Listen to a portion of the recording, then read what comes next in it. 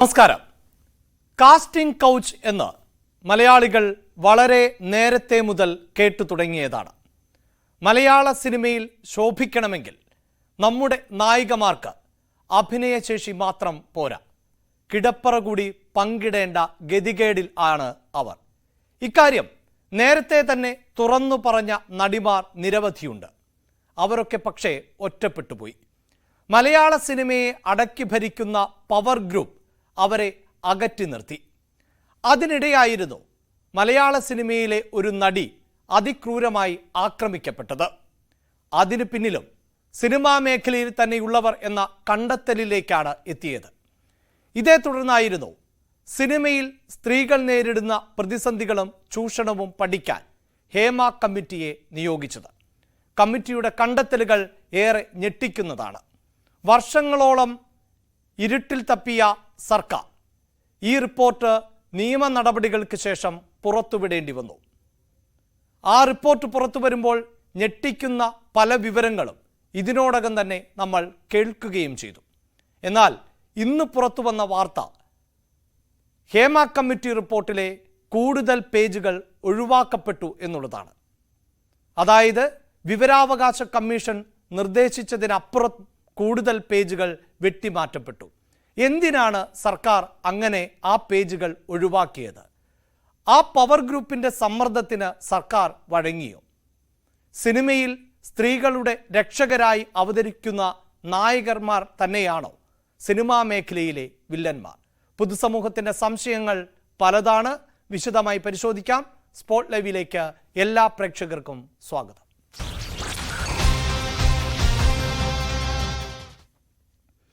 Hema committee റിപ്പോർട്ടിലെ കൂടുതൽ ഭാഗങ്ങൾ വെട്ടിമാറ്റി സർക്കാർ. വിവരാവകാശ കമ്മീഷൻ നിർദ്ദേശിച്ചതിൽ കൂടുതൽ ഭാഗങ്ങൾ ആണ് ഒഴിവാക്കിയത്. 49 മുതൽ 53 വരെയുള്ള പേജുകളാണ് ഒഴിവാക്കിയത്. സർക്കാരിന് പ്രത്യേക റോൾ ഇല്ല എന്നും വിവരാവകാശ കമ്മീഷൻ ഉത്തരവിൻ്റെ ലംഘനം നടന്നിട്ടുണ്ട് എങ്കിൽ പരിശോധിക്കും എന്നുമായിരുന്നു നിയമമന്ത്രി പി രാജീവിൻ്റെ പ്രതികരണം. ഹേമ കമ്മിറ്റിക്ക് ലഭിച്ച മൊഴികളിൽ അന്വേഷണം വേണമെന്നാവശ്യപ്പെട്ട പ്രതിപക്ഷ നേതാവ് വി ഡി സതീശൻ മുഖ്യമന്ത്രിക്കും സാംസ്കാരിക വകുപ്പ് മന്ത്രിക്കും കത്ത് നൽകി. വനിതാ IPS ഉദ്യോഗസ്ഥരുടെ നേതൃത്വത്തിൽ അന്വേഷണ സംഘം വേണം എന്നാണ് കത്തിലെ ആവശ്യം. റിപ്പോർട്ടിനെ കുറിച്ച് ഇതുവരെ പ്രതികരിക്കാതിരുന്ന അമ്മ ഇന്ന് 3 മണിക്ക് വാർത്താ സമ്മേളനം നടത്തുന്നുണ്ട്. ഇതിനു മുമ്പായി അമ്മ ഭാരവാഹികൾ ഓൺലൈനിൽ യോഗം ചേരുന്നതായാണ് വിവരം. വാർത്തയുടെ വിശദാംശങ്ങളുമായി ഡാൻ കുര്യൻ തിരുവനന്തപുരത്ത് നിന്ന്, ഒപ്പം ഡാനി ഇപ്പോൾ കൊച്ചിയിൽ നിന്ന്. ആദ്യം ഡാനിലേക്ക്. ഡാൻ, ഒട്ടേറെ വെട്ടിത്തിരുത്തലുകൾ അല്ലെങ്കിൽ വെട്ടിമാറ്റപ്പെട്ടതിന് ശേഷം ഉള്ള ഒരു റിപ്പോർട്ടാണ് പുറത്തു വന്നത് എന്നത് പൊതുസമൂഹത്തിനറിയാം. അത് പക്ഷേ കമ്മീഷന്റെ നിർദ്ദേശപ്രകാരമായിരുന്നുവെങ്കിൽ കമ്മീഷൻ നിർദ്ദേശിക്കാത്ത ഭാഗങ്ങൾ കൂടി വെട്ടിമാറ്റിയിരിക്കുന്നു എന്നതാണ് ഏറ്റവും പുതിയ വിവരം. അതാരെ സംരക്ഷിക്കാൻ? ഹേമ കമ്മിറ്റിയിൽ പറയുന്ന പവർ ഗ്രൂപ്പിൻ്റെ പവറിന് അല്ലെങ്കിൽ സമ്മർദ്ദത്തിന് വഴങ്ങിയാണോ എന്ന സംശയം. അങ്ങനെ നിരവധി സംശയങ്ങൾ നിലനിർത്തുകയല്ലേ ഈ ഭാഗം? ആരെ സംരക്ഷിക്കാനാണ് അങ്ങനെ ഒരു വെട്ടിമാറ്റൽ നടന്നത് എന്ന ചോദ്യത്തിന് അത് സംരക്ഷിച്ചവർ തന്നെയായിരിക്കും ഉത്തരം നൽകേണ്ടി വരിക. സ്വാഭാവികമായി ഇത്രയധികം ദിവസം പിന്നിട്ടിട്ടും അത് സംബന്ധിച്ച ഔദ്യോഗികമായ വിശദീകരണങ്ങൾക്കൊന്നും തയ്യാറാകാതിരുന്ന അമ്മയാണ് ഇന്ന് വാർത്താ സമ്മേളനം വിളിച്ചിരിക്കുന്നത്. ജനറൽ സെക്രട്ടറി തന്നെ മാധ്യമങ്ങളെ കാണും എന്ന് വ്യക്തമാക്കുന്ന ഒരു സാഹചര്യം. അതിലേക്ക് അവർ വന്നെത്തുകയായിരുന്നു, നിർബന്ധിതരാകുകയായിരുന്നു, പ്രതിരോധത്തിലാകുകയായിരുന്നു. അങ്ങനെ തന്നെ പറയേണ്ടി വരും. ഒരു കാര്യം ഉറപ്പാണ്, ഈ 49 മുതൽ 53 വരെയുള്ള പേജുകളിൽ നിർണായകമായ പല വിവരങ്ങളും ഉൾപ്പെട്ടിട്ടുണ്ടായിരുന്നെന്നും കാസ്റ്റിംഗ് കൗച്ചുമായി ബന്ധപ്പെട്ട് ആരോപണ വിധേയരായ പ്രമുഖ നടന്മാരുടെ അടക്കം പേരുകൾ ഈ പാരഗ്രാഫുകളിൽ ഉൾക്കൊള്ളിച്ചിട്ടുണ്ടായിരുന്നുവെന്നുമാണ് നമുക്ക് ലഭ്യമാകുന്ന സൂചനകൾ. 21 പാരഗ്രാഫുകൾ ഒഴിവാക്കിക്കൊണ്ട് ഇത് പ്രസിദ്ധീകരിക്കാൻ പറഞ്ഞ വിവരാവകാശ കമ്മീഷന്റെ നിർദ്ദേശം മറികടന്ന് 129 പാരഗ്രാഫുകളിൽ അധികം വെട്ടുന്ന ഒരു തരത്തിലേക്ക് കാര്യങ്ങൾ എത്തിയിട്ടുണ്ടെങ്കിൽ ഒരു കാര്യം ഉറപ്പാണ്, അവിടെ കൃത്യമായി ആരെയോ സംരക്ഷിക്കാനുള്ള ഒരു ശ്രമം നടന്നിട്ടുണ്ട്. അതിന് ബോധപൂർവം നടന്ന ഒരു ശ്രമമാണോ, അതോ അതിനപ്പുറത്തേക്ക് മറ്റെന്തെങ്കിലും പിഴവുകൾ അതിൽ സംഭവിച്ചിട്ടുണ്ടോ? ഈ കാര്യങ്ങളിലൊക്കെ സാംസ്കാരിക വകുപ്പ് അടക്കം മറുപടി പറയേണ്ടതുണ്ട്. സ്വാഭാവികമായി ഇനി അങ്ങോട്ട് നിശബ്ദമായി ഈ വിഷയത്തെ മൗനമായി നോക്കിക്കാണാനാവില്ല. മൗനം വെടിയേണ്ടത് അനിവാര്യമായി മാറിയിരിക്കുന്ന ഒരു സാഹചര്യമാണ്. രാവിലെ മാധ്യമങ്ങളുടെ ഈ ചോദ്യത്തോട് പ്രതികരിച്ച സാംസ്കാരിക വകുപ്പ് മന്ത്രി തന്നെ പറഞ്ഞത്, മുഖ്യമന്ത്രിയും സാംസ്കാരിക വകുപ്പിൻ്റെ ചുമതലയുള്ള മന്ത്രി എന്ന നിലയിൽ താനും ഇതുമായി ബന്ധപ്പെട്ട ആദ്യഘട്ടത്തിൽ തന്നെ പ്രസ്താവന നടത്തിയതാണ്. അതിനപ്പുറത്തേക്ക് കൂടുതലൊന്നും പറയാനില്ല എന്നായിരുന്നു. പക്ഷേ മുൻ മന്ത്രിയായിരുന്ന AK ബാലൻ, അദ്ദേഹം നിയമവകുപ്പ് കൈകാര്യം ചെയ്തിരുന്ന വ്യക്തിയാണ്. അദ്ദേഹം പറഞ്ഞത് 3 കാര്യങ്ങൾ ഒരുമിച്ച് ചേരുമ്പോൾ മാത്രമേ ഇതിൽ വ്യക്തതയുണ്ടാകുകയുള്ളൂ. അതിൽ കൃത്യമായി സർക്കാരിൻ്റെ ഭാഗത്തു നിന്നുള്ള ഇടപെടൽ, അതോടൊപ്പം തന്നെ ഇതുമായി ബന്ധപ്പെട്ട ആക്ഷേപം ഉന്നയിക്കുന്നവരുടെ ഭാഗത്തു നിന്നുണ്ടാകുന്ന പരാതി, അതോടൊപ്പം തന്നെ ഹൈക്കോടതിയുടെ ഭാഗത്തു നിന്നുണ്ടാകുന്ന ഇടപെടൽ. ഇതിൽ സർക്കാരിൻ്റെ ഭാഗത്തു നിന്നുള്ള ഇടപെടലിൻ്റെ ഭാഗമായാണ് ഹേമ കമ്മീഷനെ നിയോഗിക്കുന്നത്, അതുമായി ബന്ധപ്പെട്ട റിപ്പോർട്ട് തയ്യാറാക്കുന്നത്. ഇനി വേണ്ടത് കോടതിയുടെ ഇടപെടൽ. അതിനേക്കാൾ പരമപ്രധാനമായി ഈ ദുരനുഭവം നേരിട്ടു എന്ന് പറയപ്പെടുന്ന 51 നടിമാർ, അതുമായി ബന്ധപ്പെട്ട നിയമ നടപടികൾക്ക് സ്വയം മുന്നോട്ട് വരേണ്ട ഒരു സാഹചര്യം. അതിനുള്ള സാധ്യത ഇതിനോടകം ലഭ്യമാകുന്ന വിവരങ്ങളനുസരിച്ച് വളരെ വിരളമാണ് എന്ന് തന്നെ പറയേണ്ടി വരും. കാരണം അവർക്കൊക്കെ അവരുടെ ജീവനോപാധി കൂടിയാണ് ഈ സിനിമകൾ. അതുകൊണ്ട് തന്നെ അത്തരത്തിലൊരു പരസ്യ പ്രതികരണവുമായി രംഗത്തെത്തുകയോ നിയമപരമായ പരാതിയുമായി മുമ്പോട്ട് പോവുകയോ ചെയ്യുന്ന സാഹചര്യത്തിൽ സ്വാഭാവികമായി അപ്രഖ്യാപിത വിലക്ക് നേരിടേണ്ടി വരും. അതിനെക്കുറിച്ചുള്ള ഉൾഭയം അവരെ വേട്ടയാടുന്നത് കൊണ്ട് തന്നെയാണ് പരസ്യ പ്രതികരണങ്ങൾ നടത്താൻ ഒരു വനിതാ താരങ്ങളും തയ്യാറാകാത്ത ഒരു സാഹചര്യം ഇപ്പോൾ സംജാതമായിരിക്കുന്നതും. ഈ ഒരു ഘട്ടത്തിൽ ഇനി ഏറ്റവും പ്രസക്തമായിട്ടുള്ളത് കോടതിയുടെ ഭാഗത്തു നിന്നുണ്ടാകാൻ പോകുന്ന ഇടപെടൽ തന്നെയായിരിക്കും. 10-ാം തീയതി കോടതി ഇതുമായി ബന്ധപ്പെട്ട് നടത്തുന്ന പരാമർശങ്ങളിൽ പിടിച്ചു തൂങ്ങിക്കൊണ്ടായിരിക്കും ഇനി സർക്കാർ ഇതിൽ തുടർ നടപടികളിലേക്ക് കടക്കുക. അവിടെ കോടതിയുടെ നിർബന്ധത്തിന് വഴങ്ങി, അല്ലെങ്കിൽ കോടതി നടത്തിയ പരാമർശങ്ങളുടെ പേരിലാണ് ഇങ്ങനെയൊരു കടുത്ത നടപടിയിലേക്ക് പോകുന്നത് എന്നൊരു സാഹചര്യം അത് ക്രിയേറ്റ് ചെയ്യുന്ന ഒരു തലത്തിലേക്ക് കാര്യങ്ങൾ എത്തിയിരിക്കുന്നു എന്ന് വേണം പറയാൻ. കാരണം പെട്ടെന്നൊരു നടപടിയിലേക്ക് കടന്നാൽ, തിടുക്കപ്പെട്ട ഒരു നിയമ നടപടിയിലേക്ക് നീങ്ങിയാൽ, സ്വമേധയാ കേസെടുത്തുകൊണ്ട് അന്വേഷണവുമായി മുമ്പോട്ട് പോകുന്ന സാഹചര്യം ഉണ്ടായാൽ അത് തലയ്ക്ക് മുകളിൽ വാളായി മാറുന്ന സാഹചര്യം ചില പ്രമുഖരുടെയും മുകളിൽ വരും. അത് ഉണ്ടാക്കാൻ സാധ്യതയുള്ള വിവാദങ്ങളെക്കുറിച്ച്, മറ്റ് പ്രശ്നങ്ങളെക്കുറിച്ച്, കൊടുങ്കാറ്റുകളെക്കുറിച്ച്, കോളിളക്കത്തെക്കുറിച്ചൊക്കെ വ്യക്തമായ ധാരണ ഉള്ളതുകൊണ്ട് തന്നെയാണ് തിടുക്കപ്പെട്ട് അത്തരമൊരു നിയമ നടപടികളിലേക്ക് കടക്കാൻ സർക്കാർ തയ്യാറാകാത്തത്. തീർച്ചയായും അവിടെ സ്വാഭാവികമായി ഇപ്പോൾ സർക്കാർ വൃത്തങ്ങൾ പറയുന്നത് പോലെ ഒരു പരാതി മുന്നിൽ ഇല്ലാത്തത് കൊണ്ട് തന്നെ നിയമപരമായി എത്രത്തോളം മുന്നോട്ട് പോകാൻ സാധിക്കും എന്ന സംശയം പ്രകടിപ്പിക്കുന്നുണ്ട്. നിയമപരമായ ഒരു വിഷയത്തെ സമീപിക്കുമ്പോൾ കോടതി അടക്കം ഈ സാധ്യതകൾ പരിശോധിക്കാൻ നിർദ്ദേശിച്ചിട്ടുമുണ്ട്. അതിൽ നിയമപരമായൊരു യുക്തിയുണ്ട് എന്നെങ്കിലും കരുതാം. പക്ഷേ ഈ റിപ്പോർട്ട് പുറത്തുവിടുന്നതുമായി ബന്ധപ്പെട്ട് മാധ്യമപ്രവർത്തകർക്കടക്കം സർക്കാർ നൽകിയ മറുപടിയുണ്ടല്ലോ, അത് വിവരാവകാശ കമ്മീഷന്റെ നിർദ്ദേശപ്രകാരം സ്വകാര്യതയെ മാനിക്കുന്ന ഭാഗങ്ങൾ വെട്ടിമാറ്റപ്പെട്ടിട്ടുണ്ട്. അതേതൊക്കെ ഭാഗങ്ങൾ എന്ന് വളരെ കൃത്യമായി സർക്കാർ തന്നെ വ്യക്തമാക്കിയതാണ്. പക്ഷേ അങ്ങനെ സർക്കാർ നൽകിയ മറുപടിയിലില്ലാത്ത ഭാഗങ്ങളാണ് ഇപ്പോൾ ഈ 5 പേജുകൾ എന്നത്. അതിൽ നിന്ന് വ്യക്തമാകുന്നത് സർക്കാർ ഇങ്ങനെ ഒരു പരാതി ലഭിക്കാത്തതിൻ്റെ പേരിൽ മാത്രമല്ല നിയമ നടപടികളുമായി പോകാത്തത്, മറ്റു പലരെയും സംരക്ഷിക്കുന്നതിന് വേണ്ടിയാണ്. ഒരുപക്ഷെ നമ്മുടെയൊക്കെ മനസ്സുകളിൽ ചാർത്തപ്പെട്ട ഈ വിഗ്രഹങ്ങൾ, അവരുടെ പൊയ്മുഖങ്ങൾ പോലും അഴിഞ്ഞു പോയേക്കാം. അത്തരം ചില പേരുകളടക്കം, കാരണം ഈ റിപ്പോർട്ടിൻ്റെ ഒരു സ്വഭാവമുണ്ടല്ലോ ഡാൻ, അതിൽ ഈ ലൈംഗികാതിക്രമം അടക്കമുള്ള കാര്യങ്ങൾ പരാമർശിച്ചു വരുന്ന ഏറ്റവും തീവ്രമായ വിവരങ്ങൾ ഉള്ള പേജുകൾ ആണല്ലോ ഇതിൽ നിന്ന് അടർത്തി മാറ്റപ്പെട്ടത്. സ്വാഭാവികമായി അങ്ങനെയൊരു ആശങ്ക സർക്കാരിന് മുമ്പിലുണ്ടായിരിക്കാം. അതുതന്നെയായിരിക്കാം വലിയൊരു സമ്മർദ്ദമായി മാറുന്നത്.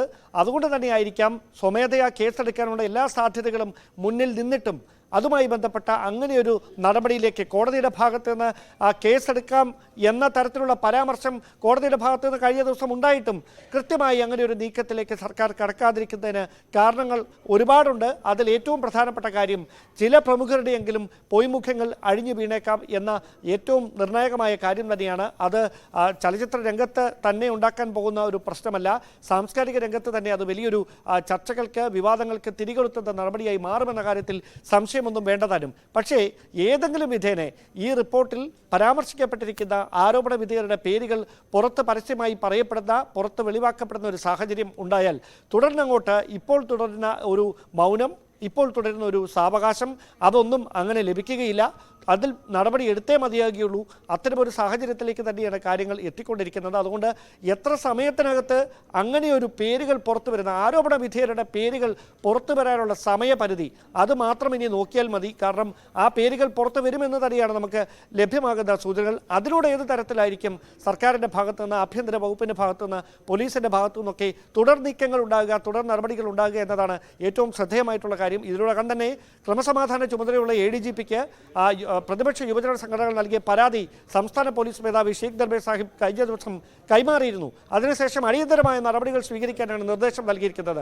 അതിൽ കൃത്യമായ ഒരു ഇടപെടൽ നടത്തേണ്ടതായി വരും. ഏത് തരത്തിലുള്ള നടപടികളാണ് സ്വീകരിച്ചിരിക്കുന്നതെന്ന് കോടതിയിലേക്ക് ഈ പരാതിക്കാർ മുമ്പോട്ട് നീങ്ങുന്ന ഒരു സാഹചര്യമുണ്ടായാൽ കോടതിക്ക് മുമ്പിൽ അത് വിശദീകരിക്കേണ്ട സാഹചര്യമുണ്ടാകും. അവിടെ കൃത്യമായി ഇപ്പോൾ തുടരുന്ന ഈ മൗനവുമായി മുമ്പോട്ട് പോകാൻ കഴിയില്ല. രഹസ്യമായെങ്കിലും ഇതുമായി ബന്ധപ്പെട്ടൊരു അന്വേഷണം നടത്തേണ്ടത് അനിവാര്യമായി മാറിയിരിക്കുന്ന സാഹചര്യമാണ്. അതിന് ഏതെങ്കിലും തരത്തിൽ പ്രത്യേക ഒരു സമിതിയെ രൂപീകരിക്കുമോ, അതിൽ കൃത്യമായി വനിതാ ഉദ്യോഗസ്ഥർ നേതൃത്വം നൽകുമോ തുടങ്ങിയ കാര്യങ്ങളൊക്കെയാണ് ഇനി അറിയാനുള്ളത്. നമുക്ക് ലഭ്യമാകുന്ന സൂചനകൾ അനുസരിച്ച് ആഭ്യന്തര വകുപ്പിൽ നിന്ന് വളരെ രഹസ്യമായി ഉന്നത ഉദ്യോഗസ്ഥരടക്കം പങ്കെടുത്തുകൊണ്ട് ഇതുമായി ബന്ധപ്പെട്ട കൃത്യമായി ഇനി ഏത് തരത്തിലായിരിക്കണം ചുവടുവയ്പ്പുകൾ നടത്തേണ്ടത് എന്നതിനെക്കുറിച്ച് കൂടിയാലോചനകൾ നടന്നു കഴിഞ്ഞിരിക്കുന്നു എന്നാണ് മനസ്സിലാക്കാൻ കഴിയുന്നത്. തീർച്ചയായും എന്തായാലും കോൺക്ലേവ് നടത്തിക്കൊണ്ട് പ്രശ്നം പരിഹരിക്കാനാണ് സർക്കാരിന്റെ നീക്കമെങ്കിൽ അത് അനുവദിക്കില്ല എന്ന് പ്രതിപക്ഷം പറയുന്നുണ്ട്. നമുക്ക് അതിന്റെ വിശദാംശങ്ങളിലേക്ക് കൂടി വരേണ്ടതുണ്ട് ഡാൻ. അതിനു മുമ്പ് ഞാൻ കൊച്ചിയിൽ നിന്ന് ഡാനി പോളിൽ നിന്ന് കുറച്ച് വിവരങ്ങൾ ശേഖരിക്കേണ്ടതുണ്ട്. ഡാനി, ഇതിലിപ്പോൾ ഈ ഇരകളെ കുറിച്ച് എന്താണ് വേട്ടയാടിയവർ പറയാൻ പോകുന്നത്? അതാണ് അക്ഷരാർത്ഥത്തിൽ ഈ വാർത്താ സമ്മേളനത്തിൽ പ്രതീക്ഷിക്കേണ്ടത്. അവർ അടച്ചാക്ഷേപിക്കുകയല്ല ഡാനി, പക്ഷേ ഈ വേട്ടയാടിയവരൊക്കെ ഉൾപ്പെടുന്ന സംഘടന തന്നെയാണ് അമ്മ എന്നതിലൊന്നും തർക്കമില്ല. അതിൻ്റെ നേരത്തെയുള്ള ചരിത്രം പരിശോധിച്ചാൽ പലരെയും അമ്മയിൽ നിന്ന് പുറത്താക്കിയ സാഹചര്യം, പലരുടെയും പൊയ്മുഖങ്ങളാണ് എന്ന് പറഞ്ഞവർക്കുണ്ടായ ദുരനുഭവം, ഇതെല്ലാം ചേർത്ത് വെച്ചുകൊണ്ട് വേണം നമുക്ക് ഹേമ കമ്മിറ്റി റിപ്പോർട്ടിനെ കൂടി വിലയിരുത്താൻ. എന്തായാലും മൗനം വെടിയേണ്ടി വരുമല്ലോ അമ്മയ്ക്ക്, അല്ലേ?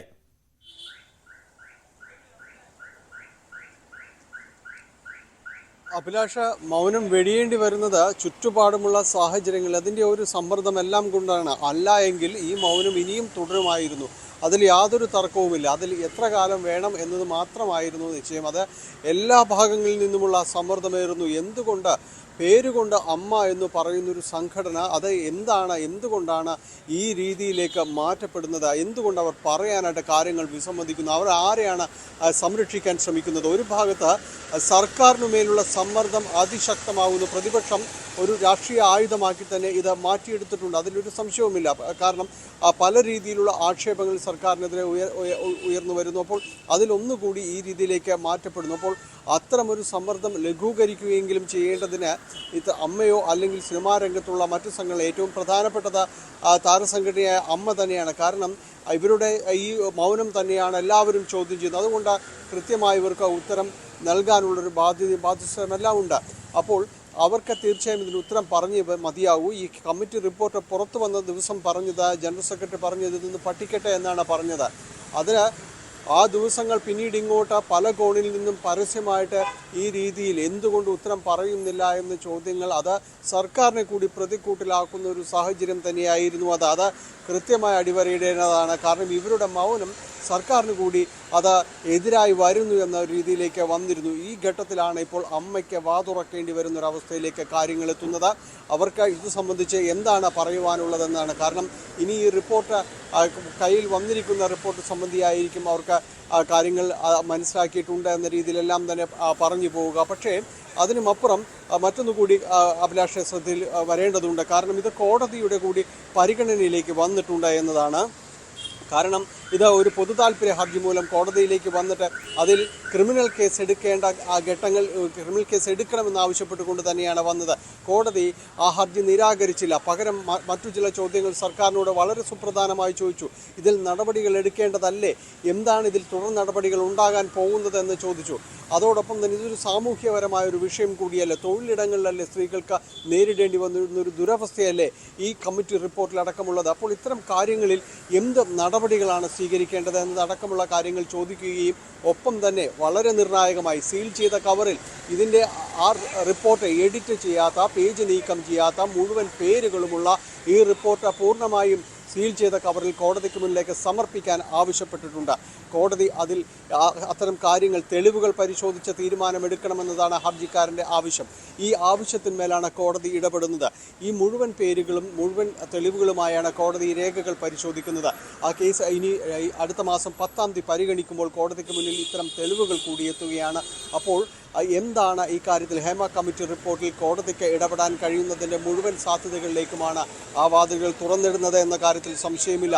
ചെറിയ ഒരു രീതിയിലേക്കല്ല ഹേമ കമ്മിറ്റിയുടെ ആ റിപ്പോർട്ട് മാറുന്നത്. അത് മലയാള സിനിമയെ പിടിച്ചു കുലുക്കുന്ന രീതിയിലേക്ക്, എന്താണ് നേരത്തെ സൂചിപ്പിച്ചതുപോലെ ആരുടെ മുഖങ്ങൾ വലിച്ചു കീറും, ഏത് പൊയ്മുഖങ്ങൾ അടർന്നു വീഴുമെന്നത് ആ ദിവസങ്ങളിലേക്കാണ് ഈ ഉള്ള കാര്യങ്ങൾ നീങ്ങുന്നത്. അഭിലാഷ്, റൈറ്റ്. അവിടെ ഡാനി, ഈ അമ്മയുടെ പ്രതികരണം നമുക്കറിയാം. ഡാനി സൂചിപ്പിക്കുന്നത് പോലെ അമ്മ എന്ന വാക്കിന് ഒരു മഹത്വമുണ്ട്. ഇനിയും നമ്മൾ അമ്മ എന്ന് പ്രയോഗിക്കുന്നത് പോലും ശരിയാണോ എന്ന് സംശയിക്കേണ്ട സാഹചര്യമാണ്. AMMA എന്ന തരത്തിലാണോ ഇനി നമ്മൾ പറയേണ്ടത്? പൊതുസമൂഹം അങ്ങനെ പറഞ്ഞാൽ മതിയോ എന്ന് പോലും സംശയിക്കുന്ന ഒന്നാണ്. എന്തായാലും ഈ സംഘടനയ്ക്കകത്തും ചില അഭിപ്രായ ഭിന്നതകൾ ഉണ്ടായിരുന്നു. പ്രത്യേകിച്ച് നമ്മൾ തന്നെ ഈ വാർത്തയ്ക്ക് ഇടയിൽ ജയൻ ചേർത്തലയെ പോലെയുള്ളവരെ വിളിച്ചപ്പോൾ ഈ സംഘടനയുടെ ഭാഗത്ത് നിന്ന് ചില പിഴവുകൾ ഉണ്ടായിട്ടുണ്ട്. കുറച്ചുകൂടി ഗൗരവത്തോടെ ഇത് മനസ്സിലാക്കേണ്ടതായിരുന്നു, പഠിക്കേണ്ടതായിരുന്നു, പ്രതികരിക്കേണ്ടതായിരുന്നു എന്ന തരത്തിൽ ആണ് അദ്ദേഹം സംസാരിച്ചത്.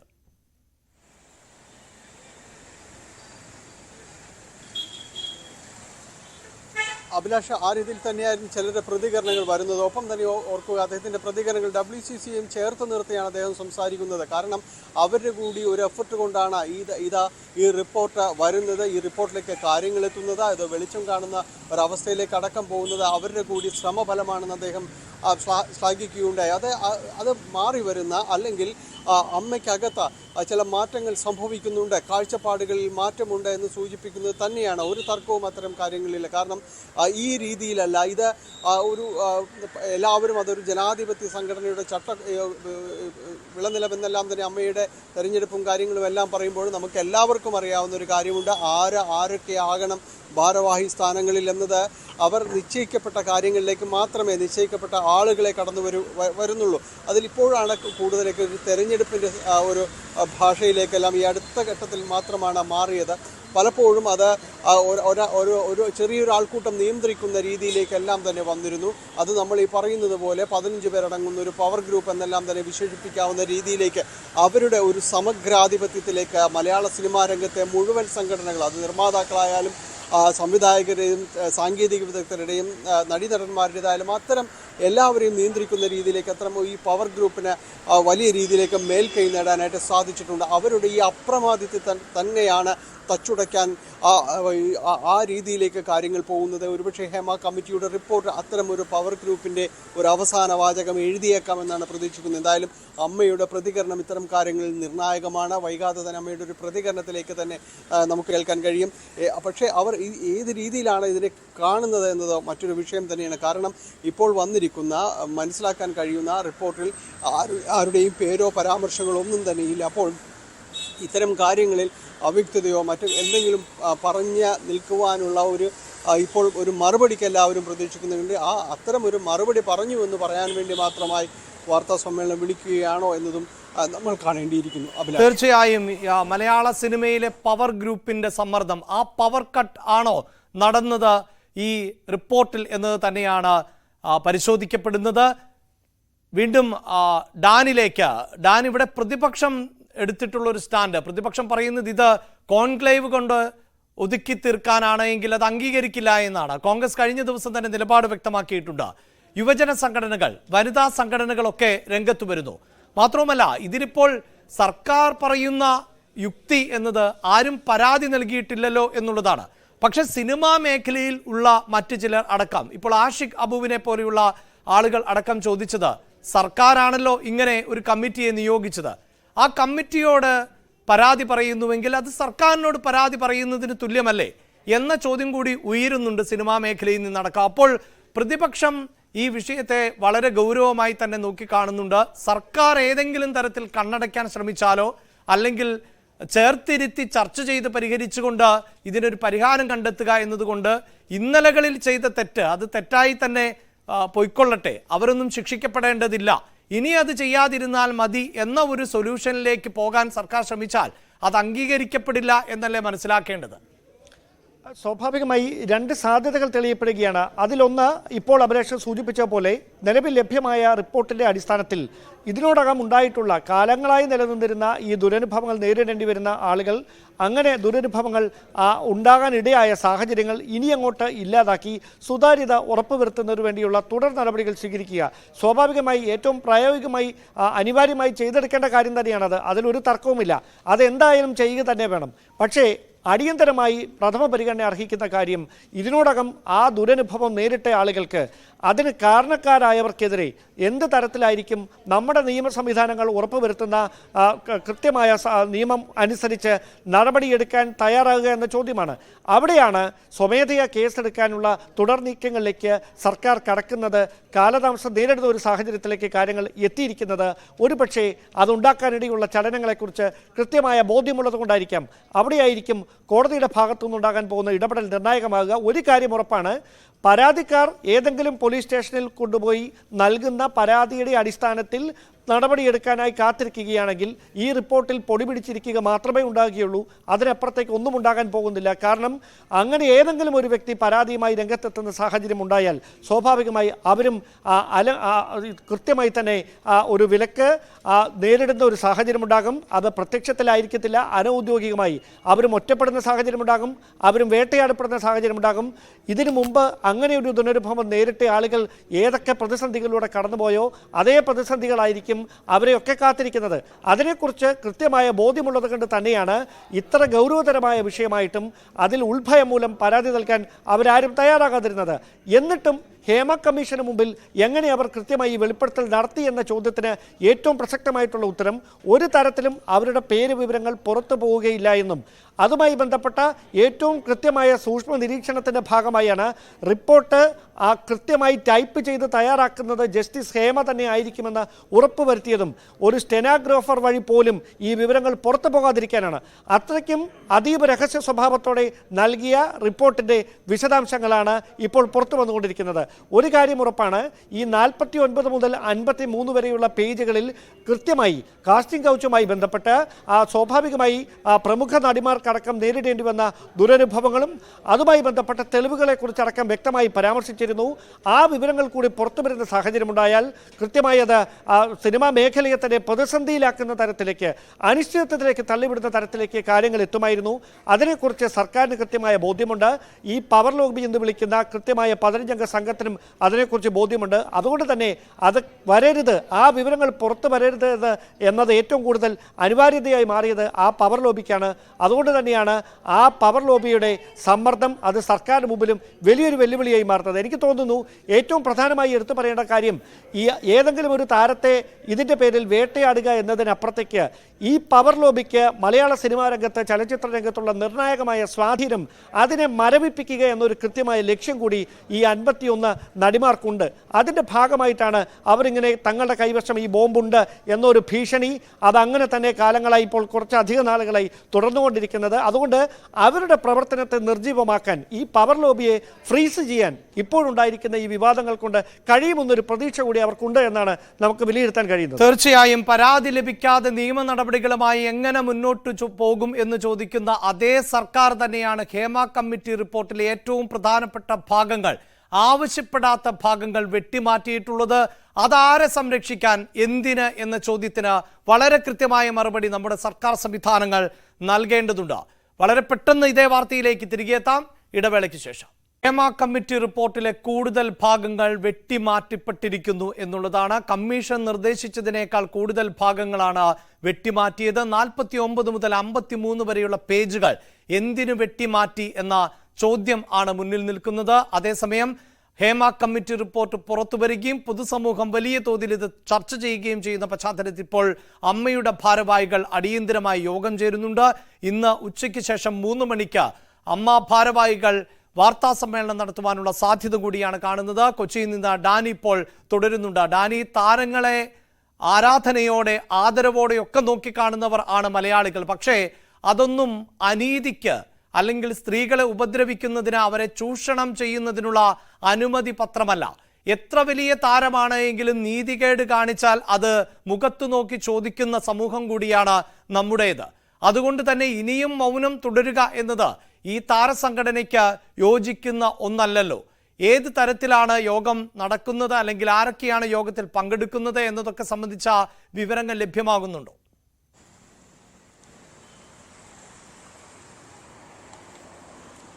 അഭിലാഷ്, ഇന്ന് ഈ ദിവസത്തിന്, അതായത് ഇന്ന് ഒരു പ്രാഥമികമായ ഓൺലൈനിൽ കിട്ടാവുന്ന ഭാരവാഹിത്വത്തിലുള്ളവർ തമ്മിൽ ചേർന്ന് ഒരു കോൾ കോൺഫറൻസിലൂടെ കാര്യങ്ങൾ സംസാരിച്ചിട്ടുണ്ട് എന്നതാണ്. കഴിഞ്ഞ ദിവസങ്ങളിൽ അവർ ഈ റിപ്പോർട്ട് സംബന്ധിയായ കാര്യങ്ങൾ ചർച്ച നടത്തിയെന്ന് മനസ്സിലാക്കാനായിട്ട് സാധിക്കുന്നു. അതുമാത്രവുമല്ല, ഈ ദിവസങ്ങളിൽ വലിയ രീതിയിലേക്ക് താരസംഘടന, പ്രത്യേകിച്ച് ഈ സിനിമാ സംഘടനകളിൽ ഏറ്റവും പ്രധാനപ്പെട്ടതും ഏറ്റവും ആളുകൾ ശ്രദ്ധിക്കുന്നതും താരസംഘടനയാണ്, അമ്മയാണ്. അപ്പോൾ ഇവരുടെ ഒരു മൗനം ദുരൂഹമാണ്, വളരെ നിഗൂഢത നിറഞ്ഞതാണ് എന്ന രീതിയിലേക്ക് പൊതുവിമർശനങ്ങൾ എല്ലാ ഭാഗത്തു നിന്നും ഉയരുന്നു. നാൾക്ക് നാൾ അവർക്കെതിരെ ശബ്ദമുയരുന്നു. അതുകൊണ്ട് ഈ ഒരു സാഹചര്യത്തിൽ അടിയന്തരമായി തന്നെ ഈ പ്രാഥമികമായി കാര്യങ്ങൾ വിലയിരുത്തിക്കൊണ്ട് ഒപ്പം തന്നെയും എന്താണ് ഇതിലെടുക്കേണ്ട നിലപാടുകൾ സംബന്ധിച്ച് എന്നത് കാര്യത്തിൽ അമ്മയുടെ നിലവിലുള്ള ആളുകളുമായി, നിലവിലെ ഈ ഭരണസമിതി അംഗങ്ങളുമായി അവർ ഓൺലൈനായിട്ട് ഇത്തരം കാര്യങ്ങൾ സംസാരിക്കുകയും അതിനൊരു ഏകോപിപ്പിച്ച ഒരു രൂപമുണ്ടാക്കുകയും ചെയ്തിട്ടുണ്ട് എന്നാണ് അറിയാനായിട്ട് സാധിക്കുന്നത്. മുഴുവൻ അംഗങ്ങളും സ്ഥലത്തില്ല, കാരണം അവർ പല കാര്യങ്ങളിലായിട്ട് പലയിടങ്ങളിലാണ്. കാരണം ഇത് വളരെ പ്രധാനപ്പെട്ട ഒരു തീരുമാനത്തിലേക്ക്, അല്ലെങ്കിൽ അവർ പ്രധാനപ്പെട്ട ഒരു വാർത്താ സമ്മേളനത്തിലേക്ക് അമ്മ കടക്കുകയാണ്. അപ്പോൾ ഇവിടെ കൊച്ചിയിൽ ലഭ്യമായ ഭാരവാഹിത്വങ്ങളിൽപ്പെട്ടവർ പരമാവധി പേരോട് ഇവിടേക്ക് എത്തുവാനായിട്ടടക്കം ആവശ്യപ്പെട്ടിട്ടുണ്ടെന്നാണ് ലഭിക്കുന്ന വിവരങ്ങൾ. ഇതനുസരിച്ചാണ് ജയൻ ചേർത്തലടക്കം ഇവിടേക്ക് എത്തിയിട്ടുള്ളതും മറ്റു പലരും ഇവിടെയുള്ളത്. അപ്പോൾ ഇവരും നിലവിലുള്ള എല്ലാവരുമായി, ഭരണസമിതി അംഗങ്ങളുമായി എല്ലാം തന്നെ ഒരു ആശയവിനിമയം പൂർത്തിയാക്കിയതിനു ശേഷമാണ് വാർത്താ സമ്മേളനത്തിലേക്ക് കടക്കുന്നത്. ജനറൽ സെക്രട്ടറിയുടെ വാർത്താ സമ്മേളനം, സിദ്ദിഖിൻ്റെ വാർത്താ സമ്മേളനമാണ് അവർ ഉദ്ദേശിക്കുന്നത്. സിദ്ദിഖായിരിക്കും ഇത്തരം കാര്യങ്ങൾ വിശദീകരിക്കുന്നത്. കഴിഞ്ഞ ഈ റിപ്പോർട്ട് പുറത്തു വന്ന സമയത്തും സിദ്ദിഖ് തന്നെയായിരുന്നു വന്ന് പറയുന്നത്, ഈ കാര്യങ്ങളെക്കുറിച്ച് പഠിച്ച ശേഷം പറയാമെന്ന് പറയുന്നത്. ഏതായാലും ആ പഠനം പൂർത്തിയായിരിക്കുന്നു എന്നാണ് അറിയാനായിട്ട് സാധിക്കുന്നത്.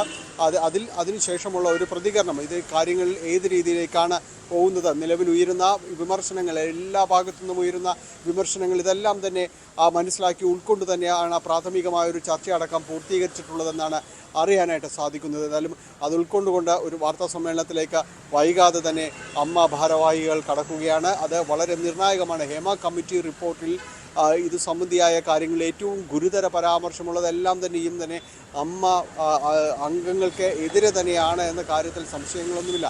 അപ്പോൾ ഇത്തരം കാര്യങ്ങൾ എന്താണ്, അത് ഒരുപക്ഷെ റിപ്പോർട്ടിൻ്റെ പൂർണ്ണരൂപം, നേരത്തെ സൂചിപ്പിച്ചതുപോലെ റിപ്പോർട്ടിൻ്റെ പൂർണ്ണരൂപം തങ്ങളുടെ പക്കലില്ല. ആരൊക്കെ എന്തൊക്കെ ആർക്കൊക്കെതിരെയാണ് ആക്ഷേപങ്ങൾ, ആരാണ് ഉന്നയിച്ചത്, ഇത്തരം കാര്യങ്ങളെക്കുറിച്ച് തങ്ങൾക്കും അറിവില്ല എന്ന രീതിയിൽ തന്നെ നേരത്തെയും തന്നെയും പറച്ചിലുകൾ ഉണ്ടായിരുന്നു. എങ്കിൽ കൂടിയും ആ റിപ്പോർട്ട് പഠിക്കട്ടെ എന്ന അർത്ഥത്തിലായിരുന്നു പോയിരുന്നത്. സ്വാഭാവികമായും അതിനോട് ചേർന്നുള്ള ഒരു പ്രതികരണത്തിന് ഒരു സാധ്യത വളരെ കൂടുതലാണ്. ആ രീതിയിൽ ഏതെങ്കിലും നടപടികൾ ആർക്കെങ്കിലുമെതിരെ ഉണ്ടാവുകയാണെങ്കിൽ അവർക്കെതിരെ തങ്ങളും നടപടിയെടുക്കുമെന്ന രീതിയിൽ തന്നെയായിരിക്കാം ഒരുപക്ഷെ മുന്നോട്ട് പോകുന്നത്. സർക്കാരിന് എടുക്കുന്ന നടപടികൾക്ക് പൂർണ്ണ പിന്തുണ പ്രഖ്യാപിച്ചേക്കാം. അത്തരം കാര്യങ്ങളിലേക്കെല്ലാം തന്നെയും സ്വാഭാവിക സാധ്യതകളാണ് അതെല്ലാം തന്നെ. ആ രീതിയിലുള്ള ഒരു പോക്കായിരിക്കാം അമ്മയുടെ ഭാഗത്തു നിന്ന് ഉണ്ടാകുമെന്നാണ് പരക്കെ പ്രതീക്ഷിക്കപ്പെടുകയും ചെയ്യുന്നത്. ഏതായാലും നിലവിലുള്ള കൊച്ചിയിലുള്ള അമ്മ ഭാരവാഹികൾ ഇതോടൊപ്പം സിദ്ദിഖിനൊപ്പം ഉണ്ടാകുമെന്നാണ് നമ്മൾ മനസ്സിലാക്കുന്നത്. തീർച്ചയായും സമൂഹത്തിലെ പുഴുക്കുത്തുകൾക്കെതിരെ വലിയ വായിൽ പ്രതികരിച്ചിരുന്ന പല താരങ്ങളും ഇപ്പോൾ നിശബ്ദരാണ്. പലരും മാളത്തിൽ ഒളിച്ച സാഹചര്യവുമാണുള്ളത്. എന്തുകൊണ്ട് ഇത്തരത്തിൽ ഗൗരവമായ ആരോപണങ്ങൾ ഉന്നയിക്കപ്പെടുന്ന ഒരു റിപ്പോർട്ട് പുറത്തു വന്നതിന് ശേഷവും താരസംഘടന മൗനം തുടരുന്നു? ആ മൗനം എപ്പോൾ വെടിയും? ഇന്ന് 3 മണിക്ക് വാർത്താ സമ്മേളനത്തിൽ എന്തായിരിക്കും താരസംഘടനയ്ക്ക് പറയാനുള്ളത്? അത് നമുക്ക് കാത്തിരിക്കാം. കോടതി പരിഗണിക്കുന്ന വിഷയത്തിൽ ഒന്നും പറയുന്നില്ല എന്നതായിരുന്നു മന്ത്രി സജി ചെറിയാന്റെ ഇത് സംബന്ധിച്ച പ്രതികരണം. വിശദീകരിച്ചതിനപ്പുറം ഞാനെല്ലാം കൃത്യമായി മുഖ്യമന്ത്രി ഞാനും പറഞ്ഞു കഴിഞ്ഞിട്ടുണ്ട്. ബഹുമാനപ്പെട്ട കോടതിയുടെ മുമ്പാകെ ഈ വിഷയം വന്നു കഴിഞ്ഞു. ഇനി ഇതിനെ സംബന്ധിച്ചിടത്തോളം എന്ത് തീരുമാനം എടുക്കേണ്ടത് കോടതിയാണ്. ആ കാര്യം ഞാൻ പറഞ്ഞു കഴിഞ്ഞു. അതിനപ്പുറത്തേക്ക് ഒന്നും പറയാനില്ല. ഹേമ കമ്മിറ്റി റിപ്പോർട്ടിൽ സ്വമേധയാ കേസെടുക്കാൻ സർക്കാരിന് സാധിക്കില്ല എന്നാണ് AK ബാലൻ പ്രതികരിച്ചത്. ഹൈക്കോടതി കേസ് പരിഗണിക്കുമ്പോൾ വ്യക്തത വരുമെന്നും ബാലൻ പറഞ്ഞു. കോച്ച് ഒരു ഭാഗത്തും എഞ്ചിൻ വേറൊരു ഭാഗത്തുമാണ്. ഈ കോച്ചും എഞ്ചിന് യോജിപ്പിച്ചാൽ റെയിലിൻ്റെ മുകളിൽ ഇത് ചരിക്കും. അപ്പോൾ അതിന് 3 ഘടകങ്ങൾ പ്രധാനപ്പെട്ടതാണ്. ഒന്ന് ബഹുമാനപ്പെട്ട കോടതിയുടെ ഇടപെടൽ, മറ്റൊന്ന് ഇതുമായി ബന്ധപ്പെട്ടുകൊണ്ടുള്ള പരാതിക്കാരുടെ പിന്നെ സമീപനം, അതുപോലെ തന്നെ ഗവൺമെൻറ്റിൻ്റെ സമീപനം, ഇത് മൂന്നും യോജിച്ചാൽ മാത്രമേ നമുക്ക് യഥാർത്ഥത്തിലുള്ള കുറ്റവാളികളെ നിയമത്തിൻ്റെ മുമ്പിൽ കൊണ്ടുവരാൻ സാധിക്കൂ. ഇപ്പോൾ ബഹുമാനപ്പെട്ട കോടതി തന്നെ പറഞ്ഞ ഒരു കാര്യം, ചില കാര്യങ്ങൾ ഞങ്ങൾ അഡ്രസ്സ് ചെയ്യേണ്ടതായിട്ടുണ്ട് എന്നുള്ളതാണ്. അതിന് ഗവൺമെൻറ്റിൻ്റെ അഭിപ്രായം എന്താണ് എന്നുള്ളതാണ് ഇപ്പോൾ ബഹുമാനപ്പെട്ട കോടതി ചോദിച്ചിട്ടുള്ളത്. കമ്മീഷൻ റിപ്പോർട്ടിൻ്റെ ഭാഗമായി അല്ലെങ്കിൽ കമ്മീഷൻ്റെ ഭാഗമായി വെളിവാക്കപ്പെട്ട മൊഴികളെ അടിസ്ഥാനപ്പെടുത്തി കേസെടുക്കാനേ പാടില്ല എന്ന് സുപ്രീം കോടതി വിധിയുടെ അടിസ്ഥാനത്തിൽ ഉമ്മൻചാണ്ടി കേസിൽ കൃത്യമായി ഈ ഒരു പരാമർശം വന്നതോടുകൂടി സുവമോട്ടോ FIR ഇടാൻ ഗവൺമെന്റിന് സാധിക്കില്ല. ഹേമ കമ്മിറ്റി റിപ്പോർട്ടിൽ നിയമപരമായി എന്തൊക്കെ ചെയ്യണമെന്ന് ഹൈക്കോടതി തീരുമാനിക്കും എന്ന് വനിതാ കമ്മീഷൻ അധ്യക്ഷ P. സതീദേവി. കോടതി നിർദ്ദേശിച്ച പ്രകാരം തുടർ നടപടി ഉണ്ടാകുമെന്നും സതീദേവി പറഞ്ഞു. ഹൈക്കോടതി ഇപ്പോൾ സർക്കാരിനോട് ആവശ്യപ്പെട്ടിരിക്കുന്നത് പുറത്ത് വിടാതിരുന്ന ഭാഗങ്ങൾ ഉൾപ്പെടെയുള്ള സമ്പൂർണമായിട്ടുള്ള റിപ്പോർട്ട് സീൽ ചെയ്തുകൊണ്ട് ഹൈക്കോടതിക്ക് മുമ്പാകെ സമർപ്പിക്കണമെന്നാണ്. ആ റിപ്പോർട്ട് പരിശോധിച്ചതിന് ശേഷം എന്തൊക്കെയാണ് നിയമപരമായിട്ട് കൈക്കൊള്ളാനുള്ള സാധ്യത എന്ന് ഹൈക്കോടതി തന്നെ പരിശോധിക്കും. ഈ കോടതിക്കാണ് അതിന്റെ അധികാരമെന്ന് ഹൈക്കോടതി തന്നെ പറഞ്ഞിട്ടുണ്ട്. സ്വാഭാവികമായിട്ടും അതിജീവിതകളുടെ സംരക്ഷണം ഉൾപ്പെടെയുള്ള കാര്യങ്ങളിൽ എന്താണ് നടപടികൾ സ്വീകരിക്കേണ്ടത് എന്നതിനെക്കുറിച്ചും അവർ ഏതെങ്കിലും തരത്തിലുള്ള ആരോപണങ്ങൾ ഉന്നയിച്ചിട്ടുണ്ടെങ്കിൽ അതിൽ സ്വീകരിക്കേണ്ടുന്ന നിയമപരമായിട്ടുള്ള നടപടികളെക്കുറിച്ചും കോടതി തന്നെ ആവശ്യമായിട്ടുള്ള തീരുമാനങ്ങൾ കൈക്കൊള്ളും എന്ന് ഹൈക്കോടതി ഇന്നലെ വ്യക്തമാക്കിയിട്ടുണ്ട്. അമ്മയുടെ പ്രതികരണത്തിൽ ഒരു പ്രതീക്ഷയുമില്ല എന്നായിരുന്നു ദീദി ദാമോദരൻ പറഞ്ഞത്. റിപ്പോർട്ടിന്റെ പേജുകൾ നീക്കിയോ എന്ന് അറിയില്ല. കടും വെട്ട് നടന്നിട്ടുണ്ട് എങ്കിൽ ദൗർഭാഗ്യകരമാണ്. കോൺക്ലേവിൽ പരിഹാരം ഉണ്ടാകുമെന്ന് പ്രതീക്ഷയില്ല എന്നും ദീദി ദാമോദരൻ പറഞ്ഞു.